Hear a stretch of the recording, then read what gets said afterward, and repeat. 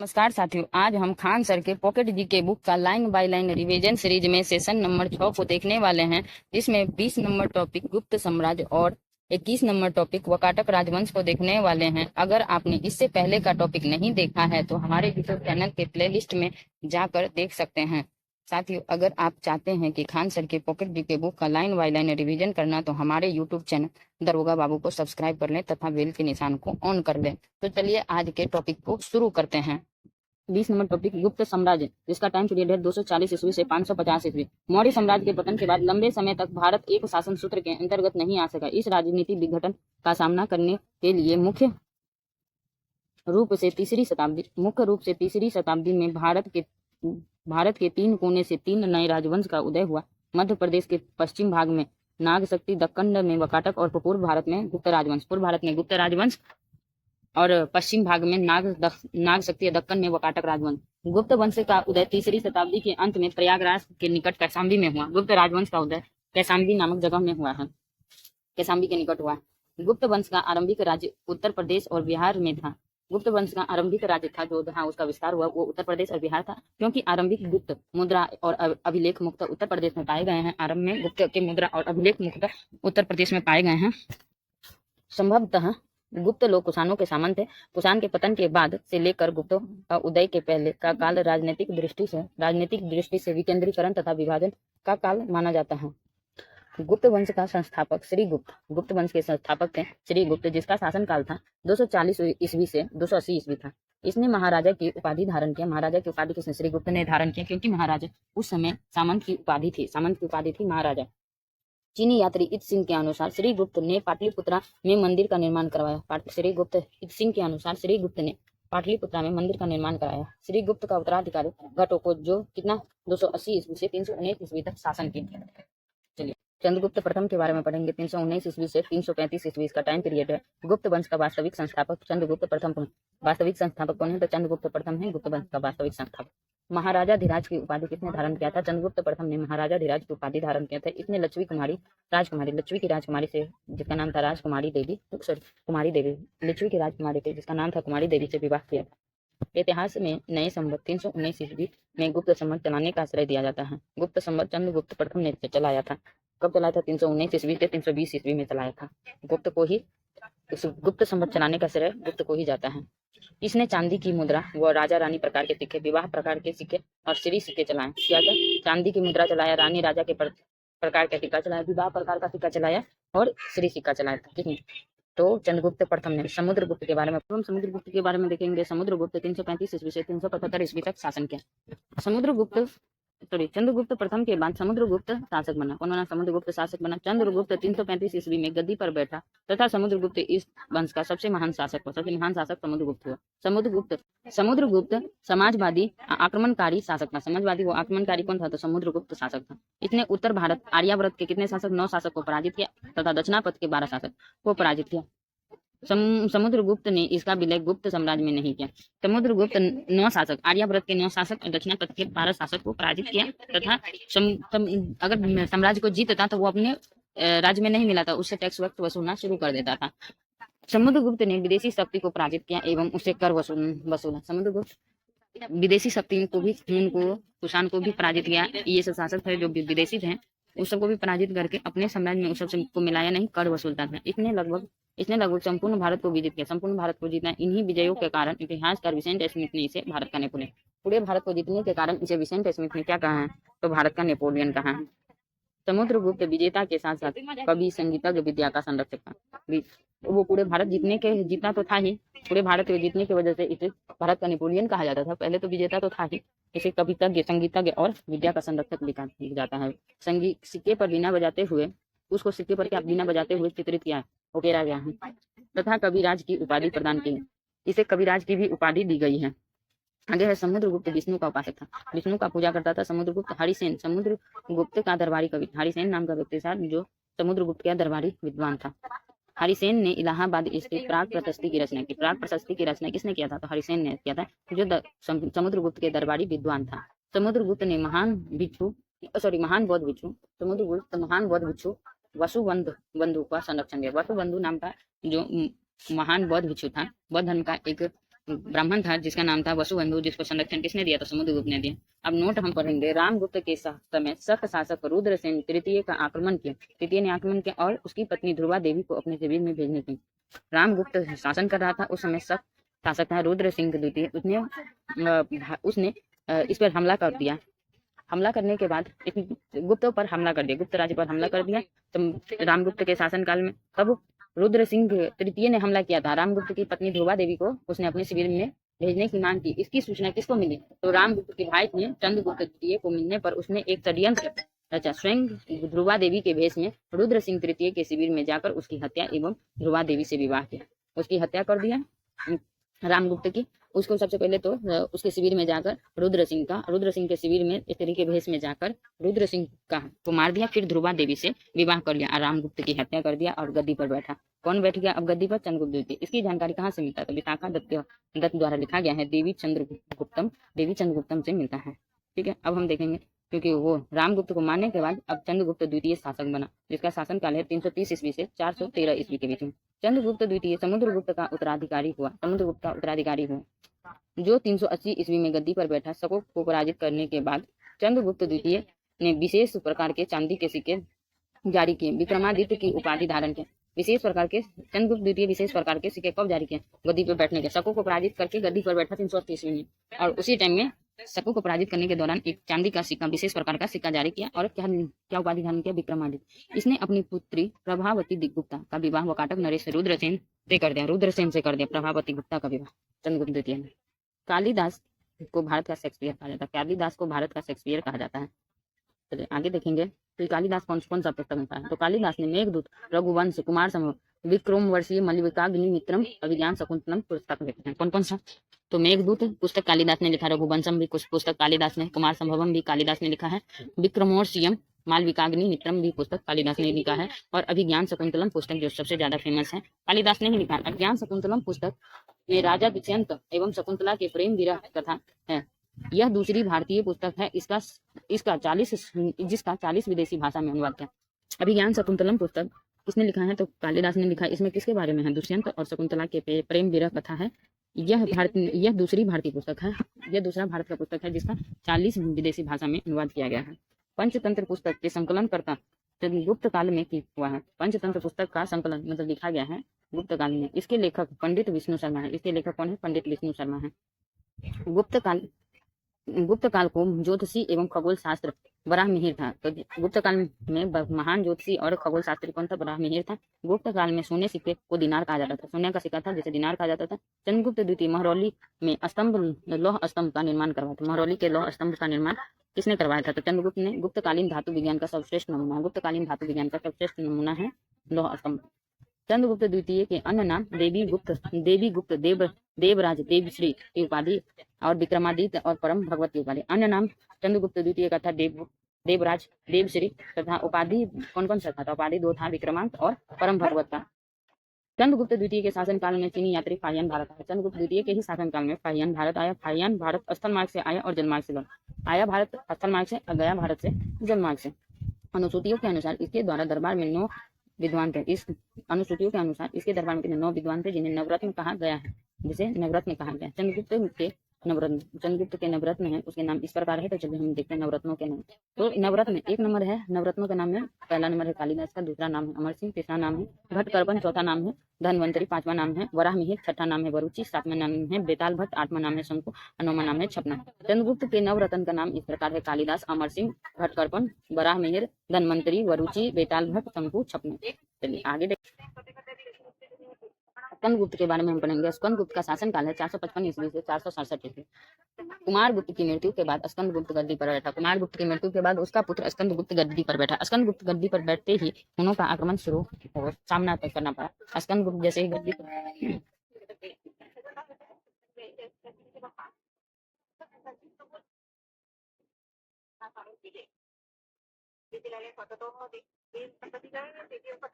स्कंदगुप्त के शासनकाल को देखेंगे। स्कंदगुप्त का शासनकाल था 455 ईस्वी से 467 ईस्वी के बीच में था।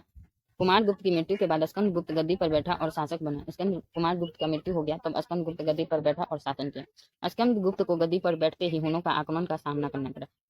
स्कंदगुप्त जब बुद्धि गद्दी पर बैठा तो हुनों ने आक्रमण करना शुरू कर दिया। इसकी जानकारी कहाँ से मिलती है? हुनों के आक्रमण की जानकारी कहाँ से मिलती है? तो स्कंदगुप्त के जूनागढ़ अभिलेख से मिलती है तथा जूनागढ़ अभिलेख में हुनों हुनों को मलेच्छ कहा गया। हुनों को क्या कहा गया है? स्कंदगुप्त अभिलेख में मलेच्छ कहा गया है। गिरनार पर्वत पर स्थित सुदर्शन झील का पुनर्निर्माण स्कंदगुप्त ने करवाया था। गिरनार पर्वत पर स्थित सुदर्शन झील है जिसका पुनर्निर्माण यानी मरम्मत स्कंदगुप्त ने करवाया था। और जूनागढ़ अभिलेख में हुनों को क्या कहा गया है? तो मलेच्छ कहा गया। क्या कहा गया? मलेच्छ कहा गया।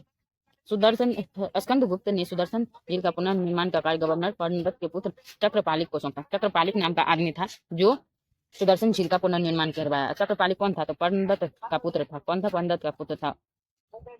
अपने गवर्नर पर्णदत्त कार्य गवर्नर पर्णदत्त के पुत्र को, अपना गवर्नर के पुत्र को चक्रपालिक को सौंपा था। चक्रपालिक सुदर्शन सुदर्शन झील के किनारे विष्णु मंदिर का निर्माण कराया। चक्रपालिक ने सुदर्शन झील के किनारे विष्णु मंदिर का निर्माण कराया। स्कंदगुप्त की कौहम अभिलेख में इसकी उपाधि शंकरादित्य है।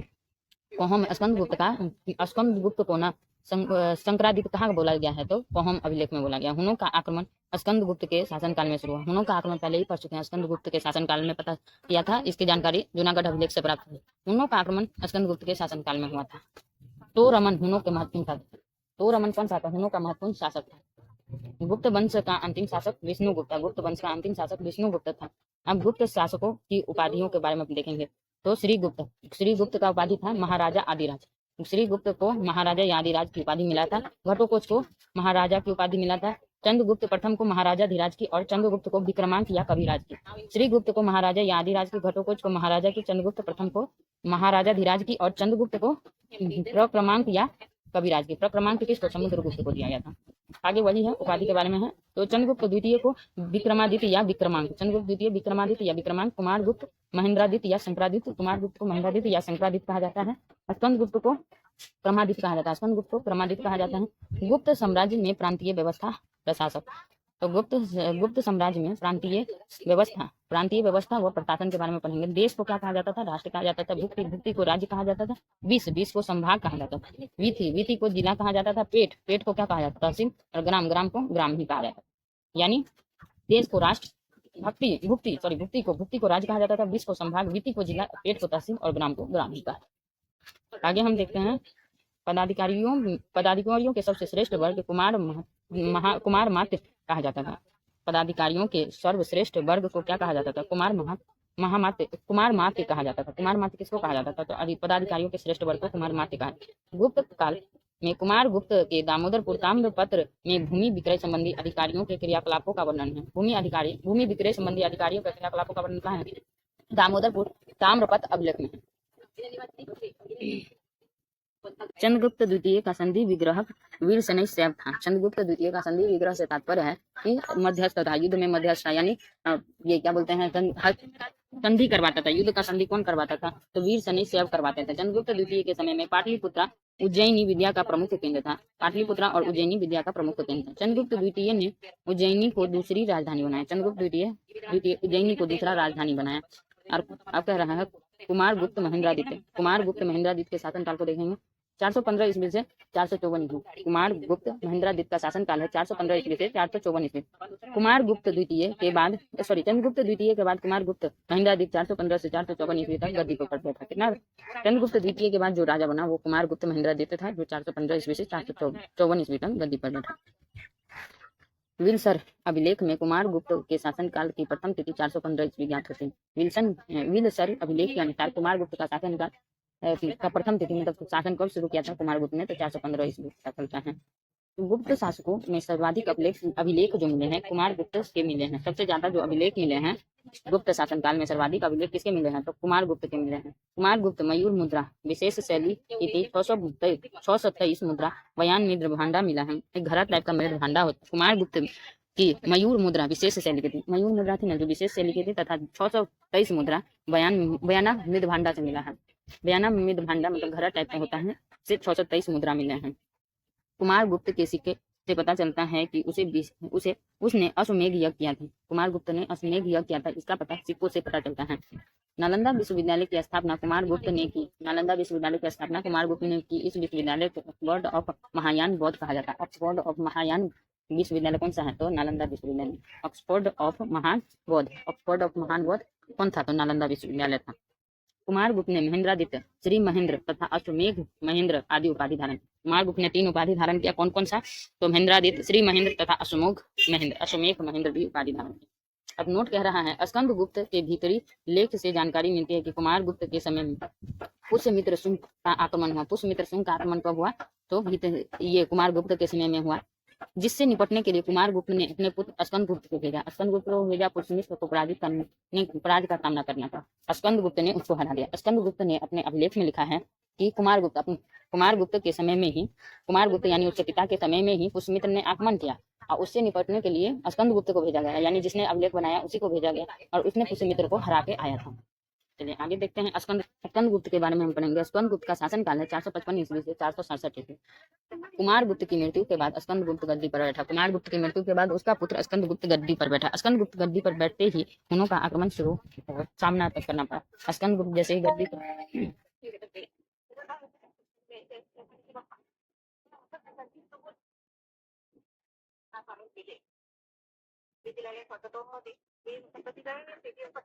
स्कंदगुप्त के शासनकाल को देखेंगे। स्कंदगुप्त का शासनकाल था 455 ईस्वी से 467 ईस्वी के बीच में था। कुमारगुप्त की मृत्यु के बाद स्कंदगुप्त गद्दी पर बैठा और शासक बना। कुमारगुप्त का मृत्यु हो गया तब स्कंदगुप्त गद्दी पर बैठा और शासन किया। स्कंदगुप्त को गद्दी पर बैठते ही हुनों का आक्रमण का सामना करना पड़ा। स्कंदगुप्त जब गद्दी पर बैठा तो हुनों ने आक्रमण करना शुरू कर दिया। इसकी जानकारी कहाँ से मिलती है? हुनों के आक्रमण की जानकारी कहाँ से मिलती है? तो स्कंदगुप्त के जूनागढ़ अभिलेख से मिलती है तथा जूनागढ़ अभिलेख में हुनों को मलेच कहा गया। हुनों को क्या कहा गया है? स्कंदगुप्त अभिलेख में मलेच कहा गया है। गिरनार पर्वत पर स्थित सुदर्शन झील का पुनर्निर्माण स्कंदगुप्त ने करवाया है। गिरनार पर्वत पर स्थित सुदर्शन झील है जिसका पुनर्निर्माण यानी मरम्मत स्कंदगुप्त ने करवाया था। और जूनागढ़ अभिलेख में हुनों को क्या कहा गया है? तो मलेच कहा गया। क्या कहा गया? मलेच कहा गया। स्कंदगुप्त ने सुदर्शन झील का पुनर्निर्माण का कार्य गवर्नर पर्णदत्त के पुत्र चक्रपालिक को सौंपा। चक्रपालिक नाम का आदमी था जो सुदर्शन झील का पुनर्निर्माण करवाया। चक्रपालिक कौन था? तो पर्णदत्त का पुत्र था। कौन था? पर्णदत्त का पुत्र था। अपने गवर्नर पर्णदत्त कार्य गवर्नर पर्णदत्त के पुत्र को, अपना गवर्नर के पुत्र को चक्रपालिक को सौंपा था। चक्रपालिक सुदर्शन झील के किनारे विष्णु मंदिर का निर्माण कराया। चक्रपालिक ने सुदर्शन झील के किनारे विष्णु मंदिर का निर्माण कराया। स्कंदगुप्त की कोहम अभिलेख में इसकी उपाधि शंकरादित्य है। कोहम स्कंदगुप्त को ना शंकरादित्य कहाँ बोला गया है? तो कोहम अभिलेख में बोला गया। हुनों का आक्रमण स्कंदगुप्त के शासनकाल में शुरू हुआ। हुनों का आक्रमण पहले ही पढ़ चुके हैं, स्कंदगुप्त के शासनकाल में पता किया था। इसकी जानकारी जूनागढ़ अभिलेख से प्राप्त हुई। हुनों का आक्रमण स्कंदगुप्त के शासनकाल में हुआ था। तो रमन हुनों के महत्वपूर्ण शासक। तो रमन कौन था? हुनों का महत्वपूर्ण शासक था। गुप्त वंश का अंतिम शासक विष्णुगुप्त था। गुप्त वंश का अंतिम शासक विष्णुगुप्त था। अब गुप्त शासकों की उपाधियों के बारे में देखेंगे। तो श्रीगुप्त का उपाधि था महाराजा आदिराज। श्रीगुप्त को महाराजा आदिराज की उपाधि मिला था। घटोत्कच को महाराजा की उपाधि मिला था। चंद्रगुप्त प्रथम को महाराजा धीराज की और चंद्रगुप्त को विक्रमांक या कविराज की। श्रीगुप्त को महाराजा आदिराज की, घटोत्कच को महाराजा की, चंद्रगुप्त प्रथम को महाराजा धीराज की और चंद्रगुप्त को प्रक्रमांक या कविराज की। प्रक्रमांक किसको? समुद्रगुप्त को दिया गया था। आगे वही है, उपाधि के बारे में है। तो चंद्रगुप्त द्वितीय को विक्रमादित्य या विक्रमांक, चंद्रगुप्त द्वितीय विक्रमादित्य या विक्रमांक, कुमारगुप्त महेंद्रादित्य या शंकरादित्य, कुमारगुप्त को महेंद्रादित्य या शंकरादित्य कहा जाता है। स्कंदगुप्त को क्रमादित्य कहा जाता है। स्कंदगुप्त को क्रमादित्य कहा जाता है। गुप्त साम्राज्य में प्रांतीय व्यवस्था प्रशासक। तो गुप्त साम्राज्य में प्रांतीय व्यवस्था व प्रशासन के बारे में पढ़ेंगे। देश को क्या कहा जाता था? राष्ट्र कहा जाता था। भुक्ति को राज्य कहा जाता था। विष को संभाग कहा जाता था। वीथी को जिला कहा जाता था। पेट को क्या कहा जाता था? तहसील। और ग्राम को ग्राम ही कहा जाता। यानी देश को राष्ट्र, भुक्ति को राज्य कहा जाता था। विष को संभाग, वीथी को जिला, पेट को तहसील और ग्राम को ग्राम ही कहा। आगे चलिए हम आगे पढ़ते हैं। पदाधिकारियों के सर्वश्रेष्ठ वर्ग को क्या कहा जाता था? कुमार महामत कहा जाता था। कुमार मत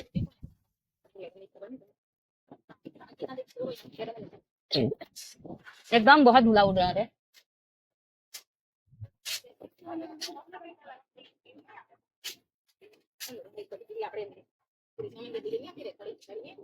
पदाधिकारियों के श्रेष्ठ वर्ग को कुमार मात्य कहा जाता है। पदाधिकारियों के श्रेष्ठ वर्ग होते हैं उसे कुमार मात्य कहा जाता है। गुप्त काल में कुमारगुप्त दामोदरपुर ताम्रपत्र में भूमि विक्रय संबंधी अधिकारियों के क्रियाकलापों का वर्णन है। दामोदरपुर ताम्रपत्र में अभिलेख है जिसमें क्या है? अधिकारियों के क्रियाकलाप का वर्णन है। गुप्त काल में भूमि संबंधी करों की संख्या बढ़ गई है। गुप्त काल में भूमि संबंधी करों की संख्या बढ़ गई है, लेकिन वाणिज्य करों की संख्या घट गई थी। भूमि संबंधी करों की संख्या बढ़ गया था, लेकिन वाणिज्य करों की संख्या घट गई थी। गुप्त काल में भू राजस्व दर कितना था? 1/4 से 1/6 के बीच में लिया जाता था। कहीं कहीं भू राजस्व भूमि टैक्स कितना लिया जाता था? 1/4 या नहीं तो कहीं कहीं 1/6 लिया जाता था। करों की अदायगी दोनों रूपों में हिरण्य, नगद या मेई में दी जाती थी। करों की अदायगी दो रूप में किया जाता था, हिरण्य या मेई के रूप में किया जाता था करों की अदायगी। आगे हम देखेंगे कि कुछ प्रमुख करों का नाम निम्न है। कुछ प्रमुख कर जो लिया जाता था उसका नाम निम्न है। भाग भूमि उपज का लगभग 1/6 लिया जाता था। भाग है ना, भूमि उपजता था, भूमि से जो अनाज होता था उसका 1/6 भाग लिया जाता था। उदंग एक प्रकार का भूमि कर है। उदंग क्या है? तो एक प्रकार का भूमि कर है। भोज है राजाओं को प्रतिदिन दी जाने वाले फल फूल आदि का भेंट है। भोज है राजा को प्रतिदिन दी जाने वाला भूमि फल फूल का भेंट है जो रोज देते थे। औपरिक है एक प्रकार का भूमि कर। औपरिक क्या है? भूमि कर है। भूता प्रत्यय है विदेशी वस्तु के आयात पर लगने वाला कर है। भूतावता प्रत्यय है विदेशी वस्तु के आयात पर लगने वाला कर है। शुक्ल है सीमा बिक्री की वस्तु आदि पर लगने वाला कर। सीमा है बिक्री की वस्तु के विक्रय पर लगने वाला कर है। आगे है कि मंदसौर अभिलेख में रेशम बुनकर की श्रेणी द्वारा विशाल सूर्य मंदिर का निर्माण का उल्लेख मिलता है। मंदसौर अभिलेख में रेशम बुनकर की श्रेणी द्वारा विशाल सूर्य मंदिर का निर्माण, रेशम बुनकर की श्रेणी द्वारा इसका विशाल सूर्य मंदिर का निर्माण कराया गया। रेशम बुनकर द्वारा कौन सा सूर्य मंदिर का निर्माण कराया गया है? विशाल सूर्य मंदिर का निर्माण किस अभिलेख में बताया गया? तो मंदसौर अभिलेख में बताया गया। सभी व्यापारिक मार्ग उज्जैन की में आकर मिलते थे। जितना भी व्यापारिक मार्ग था उज्जैन में आकर मिलते थे। और गुप्त काल वैसे भी यूपी और बिहार के क्षेत्र में शुरू में था, तो इसीलिए उज्जैन में आकर मिलते थे। गुप्त काल में वस्त्र उद्योग सबसे महत्वपूर्ण था। गुप्त काल में आय व्यय लेखन कार्य करने वाले को क्यस्त कहा जाता था। आय व्यय लेखन कार्य करने वाले को क्या कहा जाता था? क्यस्त कहा जाता था। जिसका सर्वप्रथम उल्लेख यज्ञवल्क्य ने किया है। यज्ञवल्क्य ने जिसका उल्लेख किया। आय व्यय लेखन कार्य करने वाले को क्या कहा जाता है? कायस्थ। जिसका उल्लेख कहाँ है? तो यज्ञवल्क्य में है। गुप्त शासक ने सर्वाधिक स्वर्ण मुद्रा जारी की। इन स्वर्ण मुद्राओं को दिनार कहा जाता है। गुप्त काल में सर्वाधिक स्वर्ण मुद्रा जारी किया गया जिसे क्या कहा जाता है? दिनार कहा जाता है। चांदी के सिक्के का प्रयोग स्थानीय लेन देन में किया जाता है। चांदी सिक्के का प्रयोग स्थानीय लेन देन में किया जाता है। चांदी के सिक्के चंद्रगुप्त द्वितीय की शकों के विरुद्ध विजय के बाद आरंभ हो गए थे। चांदी के सिक्के का प्रयोग स्थानीय लेन देन के लिए किया जाता था। स्थानीय लेन देन के लिए चांदी के सिक्के का प्रयोग किया जाता था। चांदी के सिक्के चंद्रगुप्त द्वितीय के शकों के विरुद्ध विजय के समय में शुरू किया गया था। शक पर जब विजय किया चंद्रगुप्त द्वितीय ने तभी चांदी के सिक्के आरंभ किए थे। विंध्य जंगल में सवर्ण जाति के लोग रहते थे। अपने देवता को मनुष्य का मांस चढ़ाते। सवर्ण जाति के लोग अपने देवता को मनुष्य का मांस चढ़ाते थे। और सवर्ण जाति के लोग कहाँ रहते थे? तो विंध्य के जंगल में रहते थे। सती प्रथा प्रथम सती होने का प्रमाण 510 ईस्वी में भानुगुप्त के एरन अभिलेख से मिलता है। सबसे पहले सती होने का प्रमाण 510 ईस्वी में भानुगुप्त के एरन अभिलेख में मिलता है, जिसमें गोपराज नामक सेनापति की स्त्री के सती होने का उल्लेख मिलता है। जिसमें गोपराज नामक सेनापति की स्त्री के सती होने का उल्लेख मिलता है। गुप्त काल में वेश्यावृत्ति करने वाली महिला को गणिका कहा जाता था। वेश्यावृत्ति करने वाली महिला को गणिका और वृद्ध वेश्या को कुटनी कहा जाता था। गुप्त शासक का व्यक्तिगत धर्म वैष्णव धर्म था। गुप्त शासक जो थे उसका व्यक्तिगत धर्म कम था, तो वैष्णव धर्म था। वैष्णव धर्म को राजधर्म बनाया तथा गुप्त वंश का राजकीय चिन्ह गरुड़ था। वैष्णव धर्म को ये अपना राजधर्म बनाया और राजकीय चिन्ह किसको बनाया? तो गरुड़ को बनाया। चंद्रगुप्त द्वितीय विष्णु पद पर्वत और विष्णु ध्वज की स्थापना किया। विष्णु पद पर्वत उसका स्थापना और विष्णु ध्वज का स्थापना चंद्रगुप्त द्वितीय ने किया। वैष्णव धर्म का प्रधान अंग अवतारवाद था। गुप्तकालीन मंदिर कला का सर्वोत्तम उदाहरण देवगढ़ का दशावतार मंदिर है, जिसमें सर्वश्रेष्ठ शिखर का प्रयोग किया गया है। गुप्तकालीन मंदिर कला का सर्वोत्तम उदाहरण देवगढ़ का दशावतार मंदिर है, जिसमें सर्वप्रथम शिखर का प्रयोग किया गया है। रूपा भित्ति चित्रकारी फ्रोक्सो पेंटिंग का प्रयोग सर्वप्रथम अजंता एलोरा गुफा में किया गया। इसमें सर्वाधिक नीला रंग का प्रयोग किया गया है। फ्रोक्सो पेंटिंग या रूपा भित्ति चित्रकारी एक ही को कहा जाता है जिसमें नीले रंग का प्रयोग किया गया है। सर्वप्रथम अजंता एलोरा के गुफा में किया गया है फ्रोक्सो पेंटिंग का प्रयोग। अजंता एलोरा में प्रतिपादित दृश्य जातक कथा से बनाए गए हैं। अजंता एलोरा की गुफा में चित्रकारी जो बनाया गया है जातक कथा से बनाए गए हैं। अजंता की गुफा महाराष्ट्र में है। अजंता की गुफा महाराष्ट्र में है, जिसकी संख्या 29 है, जो वर्तमान में केवल 6 ही शेष है। जिसमें केवल 6 ही शेष है, वर्तमान में केवल 6 ही शेष है, जिसमें गुफा संख्या 16, 17, 19 गुप्तकालीन है। गुप्त काल से संबंधित कौन सा गुफा है? 16, 17, 19 है, जिसमें गुफा संख्या 16 में मन्नासन राजकुमारी का चित्र है। मन्नासन राजकुमारी का चित्र कौन सा में है? तो गुफा नंबर 16 में है। गुफा संख्या 17 चित्रशाला कहा गया। गुफा संख्या 17 को चित्रशाला कहा गया है। इसमें गुफा संख्या सत्रह को चित्रशाला कहा गया है, जिसमें बुद्ध के जन्म, जीवन और महाभिनिष्ट महापरिनिर्वाण की घटना संबंधित है। गुफा नंबर 17 का संबंध बुद्ध के जन्म से है, जीवन से है, ज्ञान प्राप्ति और मृत्यु की घटना से संबंधित है गुफा नंबर 17। अब है गुप्त कालीन वैज्ञानिक एवं विज्ञान एवं प्रौद्योगिकी। गुप्तकालीन विज्ञान एवं प्रौद्योगिकी विद्वान है एक तरफ पुस्तक है आर्यभट्टीय, आर्यभट्ट है, आर्यभट्टीय पुस्तक है। और सूर्य सिद्धांत पुस्तक किसने बनाया है? आर्यभट्ट ने। वराहमिहिर ने पंच सिद्धांतिका, बृहद संहिता और लघु संहिता। वराहमिहिर ने पंच सिद्धांतिका, बृहद संहिता और लघु संहिता पुस्तक की रचना किया है। भास्कराचार्य प्रथम ने बृहत भाष्य या महाभाष्य, दोनों एक ही है, बृहत भाष्य को ही महाभाष्य कहा गया है। बृहत भाष्य नामक पुस्तक किसने लिखा है? तो भास्कराचार्य ने। और लघु भाष्य की भी रचना भास्कराचार्य ने ही किया है। ब्रह्मगुप्त की रचना है। ब्रह्म स्फुट सिद्धांत और खंडन या खाद्य किसकी पुस्तक है? तो ब्रह्मगुप्त की। ब्रह्म स्फुट सिद्धांत भी ब्रह्मगुप्त की है पुस्तक। भास्कराचार्य द्वितीय सिद्धांत शिरोगामी। भास्कराचार्य की द्वितीय का पुस्तक है सिद्धांत शिरोगामी। शिरोमणि सिद्धांत शिरोमणि किसकी पुस्तक है? तो भास्कराचार्य द्वितीय की पुस्तक है।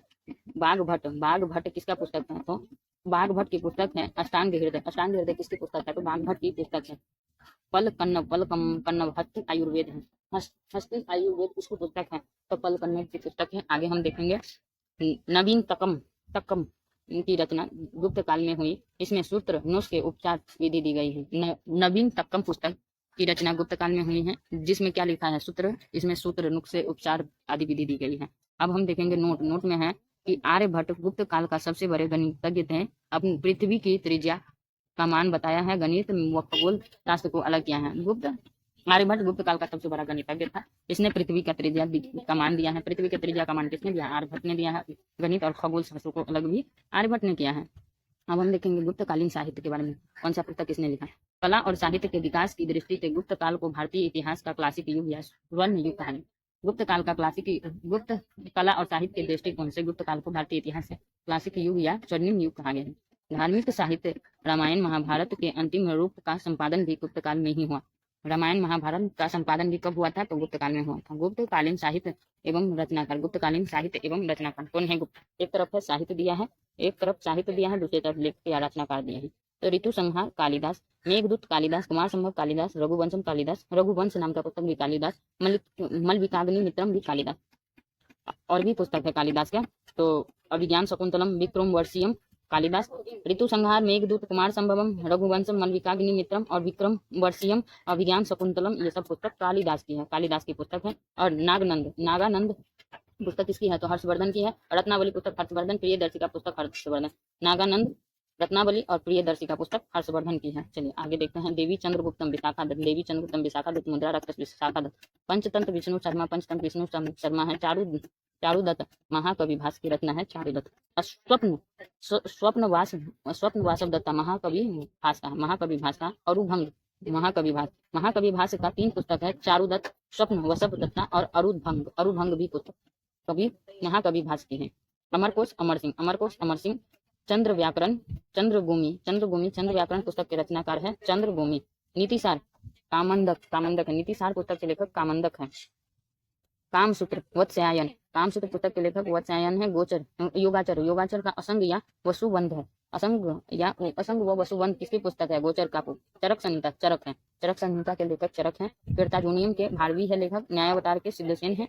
10 कुमार चरितम के दंडिन है। और रावण वध का वत्स भट्टी रावण वध का है। अब हम 21 नंबर टॉपिक वकाटक राजवंश को देखेंगे। वकाटक राजवंश को शुरू करते हैं। 3री शताब्दी ईस्वी से 6ठी शताब्दी ईस्वी तक दक्षिण पथ में शासन करने वाला समस्त राजवंश में वकाटक सर्वाधिक संपन्न व सुसंस्कृत था। सबसे ज्यादा फेमस जो राजवंश था वो था वकाटक राजवंश। वकाटक राजवंश में विष्णु वृद्धि गोत्र के ब्राह्मण थे। विष्णु वृद्धि गोत्र के ब्राह्मण कहाँ पे? तो वकाटक राजवंश थे। उसका मूल निवास स्थान बराड़ विदर्भ था। वकाटक का मूल निवास स्थान विदर्भ था। इस वंश के शासक की राजनीतिक उपलब्धियों का वर्णन अजंता गुहा लेख में किया गया है। अजंता के गुहा लेख में राजनीतिक उपलब्धियों का वर्णन किया गया है वकाटक का। वकाटक राजवंश की स्थापना 255 ईस्वी के लगभग विंध्य शक्ति नामक व्यक्ति ने किया। विंध्य शक्ति नामक व्यक्ति ने वकाटक राजवंश का स्थापना किया था। उसके पूर्वज सातवाहन के अधीन बदार विदर्भ के स्थानीय शासक थे। उसके पूर्वज थे सातवाहन के अधीन थे। वकाटक वंश में प्रवर सेन प्रथम एकमात्र शासक था जो सम्राट की उपाधि धारण किया। सम्राट की उपाधि सबसे पहले वकाटक राजवंश में प्रवर सेन प्रथम ने किया था। प्रवर सेन विंध्य शक्ति का पुत्र था। विंध्य शक्ति का पुत्र ही था प्रवर सेन। प्रवर सेन का प्रवीर के नाम से भी उल्लेख मिलता है। प्रवर सेन का दूसरा नाम प्रवीर था। चलिए वकाटक साम्राज्य की शाखा के बारे में देखेंगे। तो वकाटक साम्राज्य की शाखा को देखते हैं। प्रधान शाखा था, वसीम शाखा था। प्रधान शाखा एक था, वसीम था। प्रधान शाखा में रुद्रसेन प्रथम का शासनकाल है 335 से 360 ईस्वी। प्रधान शाखा में रुद्रसेन प्रथम का शासनकाल है 355 ईस्वी से 360। और वसीम शाखा में सर्वसेन यानी प्रवर सेन के पुत्र का शासनकाल है 330 ईस्वी। तो प्रवर सेन का शासनकाल है 330 ईस्वी। चलिए हम देखते हैं। पुराणों से पता चलता है कि प्रवर सेन प्रथम ने 4 अश्वमेध यज्ञ, 1 वाजपेयी यज्ञ तथा भव्य वैदिक मंत्रों का अनुष्ठान करवाया है। 4 अश्वमेध यज्ञ, 1 वाजपेयी यज्ञ और भव्य वैदिक मंत्रों का अनुष्ठान किसने करवाया है? वकाटक राजवंश के लोगों ने करवाया। वकाटक नरेश धर्मावलंबी, वे भगवान शिव और विष्णु का उपासक था। प्रवर सेन ने 4 अश्वमेध यज्ञ, 1 वाजपेयी यज्ञ और भव्य वैदिक मंत्रों का अनुष्ठान प्रवर सेन ने करा। वकाटक नरेश कैसा था? तो शिव और विष्णु का उपासक था। धर्मावलंबी था, शिव विष्णु का उपासक था। रुद्रसेन प्रथम प्रधान शासक शाखा के थे। रुद्रसेन प्रथम को वकाटक अभिलेखों में महाभैरव का उपासक बताया गया है। महाभैरव का उपासक यानी शिव का रूपों का पाठक बताया गया है कि रुद्रसेन प्रथम थे। वकाटक वंश में पृथ्वी सेन द्वितीय का काल शांति एवं समृद्धि का काल था। वकाटक में पृथ्वी सेन द्वितीय का कार्यकाल था, जो शांति और समृद्धि का काल था। वकाटक लेख में उसे अत्यंत पवित्र और धर्म विजयी शासक, अत्यंत पवित्र और धर्म विजयी शासक किसे बताया गया है? तो पृथ्वी सेन द्वितीय को बताया गया है। इसका आचरण युधिष्ठिर के समान था। युधिष्ठिर के समान था। वकाटकों की प्रधान शाखा का अंतिम शासक भी था। इसे वकाटक पृथ्वी सेन को वकाटक के प्रधान शाखा का अंतिम राजा कहा गया है। गुप्त शासक चंद्रगुप्त द्वितीय ने अपनी पुत्री प्रभावती गुप्ता का 390 से 410 ईस्वी में विवाह वकाटक नरेश रुद्रसेन द्वितीय से किया। रुद्रसेन द्वितीय का विवाह प्रभावती गुप्ता से हुआ। वकाटक राजगुप्त व शक राज के बीच स्थित था। गुप्त और शक के बीच कौन सा राज था? वकाटक था। चंद्रगुप्त द्वितीय गुप्त वंश से था। चंद्रगुप्त द्वितीय राज पर विजय प्राप्त करने के लिए इस संबंध को स्थापित किया। और गुप्त का शासक था चंद्रगुप्त द्वितीय। इसने ना मतलब अपना राज्य, अपना इस राज्य को विजय करने के विजय इसको जीतने की वजह से ही इस संबंध को स्थापित किया। रुद्रसेन द्वितीय की मृत्यु के बाद उसके 2 पुत्र दिवाकर सेन, दामोदर सेन के संरक्षण में शासन दोनों प्रभावती गुप्ता ने संभाला। दोनों राज्य का शासन किसने संभाला था? तो प्रभावती गुप्ता ने। यह काल वकाटक गुप्त संबंध का स्वर्ण काल था, क्योंकि इस टाइम में वकाटक में उसकी पुत्री राज कर रही थी और उधर उसका पिता राज कर रहा था। सेतुबंध नामक पवित्र काव्य ग्रंथ की रचना प्रवर सेन द्वितीय ने। सेतुबंध पुस्तक की रचना किसने किया? प्रवर सेन द्वितीय ने। वाल घाट अभिलेख प्रवर सेन द्वितीय को परम भगवत कहा गया।